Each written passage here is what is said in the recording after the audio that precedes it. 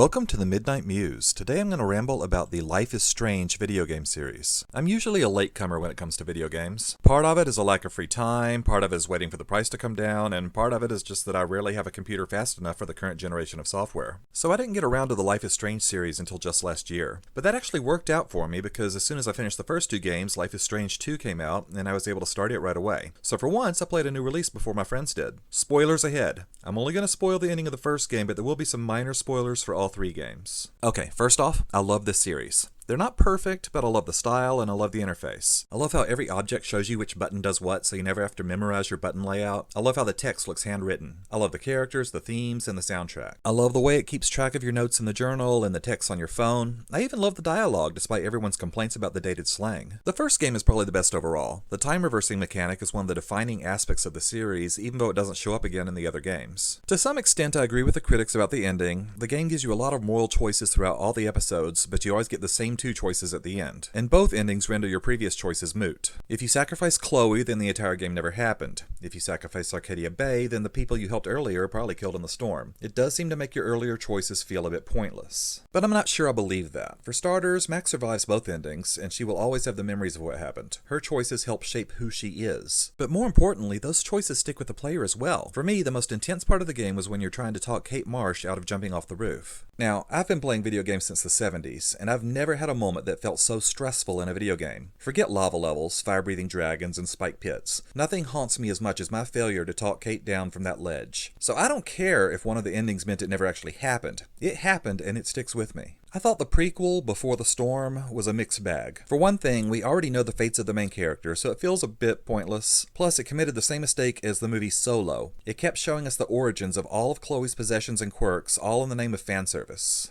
And let's face it, Chloe's just not as likable as Max. On the other hand, I found Chloe's insult minigames a lot more fun than reversing time. Plus, it had some of my favorite scenes in the series, such as playing D&D and performing The Tempest on stage. Oddly, Before the Storm is both my favorite in the series and the one I found most forgettable. It took me a while to get into Life is Strange 2, because, well, I miss Max and Chloe. I recognize that the story is over, and it's time to move on, but it was still hard for me to accept these new characters. That said, Life is Strange 2 is a worthy sequel. This time, your character isn't the one who has superpowers, instead it's your little brother. After your father is killed by a racist cop in the game's opening, you two go on the run and travel across the country. Your goal is to raise your little brother, teach him right from wrong, and maintain a level of closeness that ensures he actually listens to what you say. It's a great story, but it has a lot of filler. There are tons of scenes of them hiking across the country, sometimes as cutscenes and sometimes with you in control. It's meant to help you empathize with the characters, but it can get tedious after a while. It's a story about brotherhood and bigotry, and it's not subtle. Some players will be turned off by the way it hits you over the head with its message, by presenting you with all manner of stereotypical racist villains. But it's an important message, and unfortunately these scenes are not unrealistic. A large number of gamers will dismiss this game for pandering to the social justice warriors or whatever. It's sad, but that's the world we live in. The developers listened to the criticisms of the first game's ending. Life is Strange 2 still presents you with a binary choice at the end, but each of those endings can go two different ways depending on how you raised your brother. Plus, there are 3 additional scenes that might get tacked onto those endings depending on other choices you've made, for a grand total of 7 different endings. I won't spoil them here, but I will say that none of them are perfect happy endings. At best, they're bittersweet. And for those of you who miss Max and Chloe like I do, there are some references to the first game. There's a minor one early on when you make a rest stop at a cliff that overlooks Arcadia Bay, but Chapter 5 has a huge reference to the first game that's sure to please. But that's all I'll say about that. By the way, if you watch this video but you haven't played the games, well, that was dumb. But if you're still on the fence about buying them, the first episode of Life is Strange is free on Steam. Also, you might want to check out The Awesome Adventures of Captain Spirit, which is also free. It's a side story that leads into Life is Strange 2, and it's really good. And if you enjoyed this video, please, before you go, click like, share, and subscribe. And as always, thank you for watching.